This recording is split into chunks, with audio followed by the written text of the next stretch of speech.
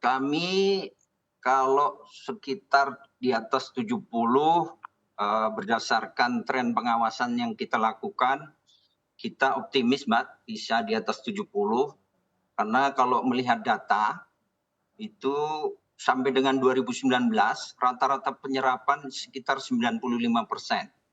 Kemudian di 2020 karena ada pelambatan, karena ada pandemi COVID, ada refocusing anggaran dan sebagainya, terjadi penurunan sekitar 86.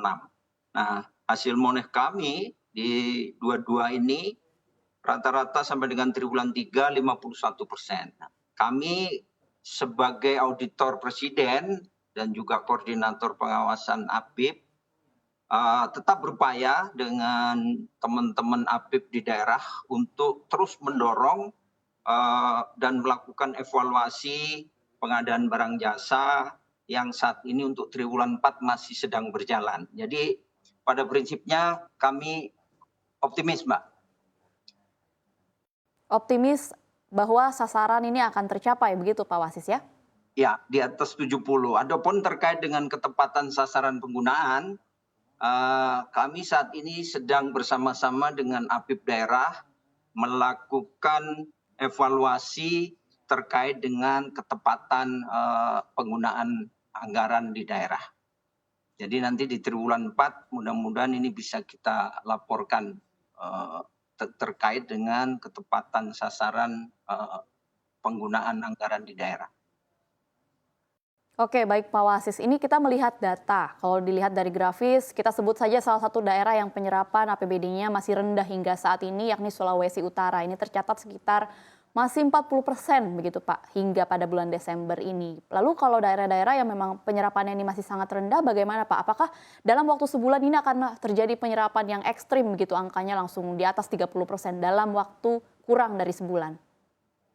Ya, memang ini rasanya memang menjadi penyakit rutin ya Mbak, penyerapan itu selalu di triwulan 4. Evaluasi kami terhadap penyerapan ini ada beberapa sebab nih sebetulnya. Yang pertama mungkin di manajemen pengelolaan keuangan daerah itu masih menunjukkan beberapa perlu penguatan. Kemarin memang terjadi keterlambatan penetapan APBD. Ini sekitar 100 Pemda lebih mengalami keterlambatan penetapan APBD. Kemudian juga terkait juga dengan penetapan dokumen pendukung. Ini seperti DPA-nya, SPD-nya, dan keputusan-keputusan terkait dengan pengelolaan keuangan anggaran dan kegiatan. Juga di sisi perencanaan ini masih perlu banyak perbaikan, sehingga sering terjadi perubahan-perubahan dan revisi APBD. Ini tentunya akan membuat keterlambatan dari pelaksanaan tender. Kemudian juga dari sisi perencanaan kegiatan, utamanya pengadaan barang jasa ini, Mbak. Perencanaan ini selalu dilaksanakan bersamaan dengan turunnya anggaran. Ini tentunya akan memperlambat proses pelaksanaan kegiatan itu sendiri. Juga ada juga persoalan yang disebabkan terlambatnya misalnya juknis terkait dengan dana alokasi kegiatan di daerah. Ini berdampak tentunya terjadi keterlambatan. Nah, juga pola PBJ-nya Mbak, ini selalu terlambat ya.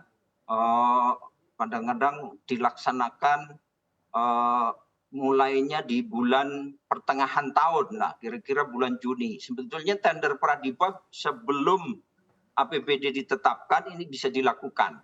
Dengan nanti penandatangan kontraknya bisa terjadi di awal tahun. Ini yang perlu didorong terus.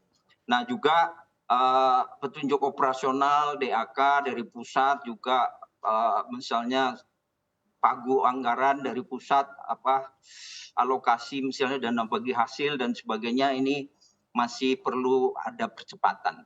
Saya kira itu Mbak penyebab-penyebab yang mengakibatkan adanya keterlambatan penyerapan anggaran di daerah. Tapi kami coba dorong terus bersama-sama dengan APIP daerah, juga pengelola keuangan di daerah, agar dalam 30 hari terakhir ini bisa dilakukan percepatan penyerapan. Oke, baik Pak Wasis. Kalau melihat ini kan memang sudah menjadi penyakit lama yang berulang kali. Kalau melihat selama 1 bulan terakhir pada akhir tahun dari pantauan BPKP memang tipe penyerapan anggarannya akan seperti apa Pak? Apakah kecenderungannya semeraut begitu kalau dilihat dari tahun-tahun sebelumnya atau seperti apa? Mungkin boleh dijelaskan Pak Wasis. Ya, memang ini kami dari hasil evaluasi perencanaan dan penganggaran, Mbak Dina, ini memang perlu ada perbaikan lah ya. Kesesuaian antara baik input, output, dan proses sampai dengan outcome, indikator-indikatornya ini perlu banyak perbaikan, ya. Sehingga kami telah merekomendasikan untuk dilakukan perbaikan terkait dengan penyusunan perencanaan penganggaran yang baik. Ya, jadi masih memang perlu penguatan dari sisi perencanaan dan perumusan kebijakannya.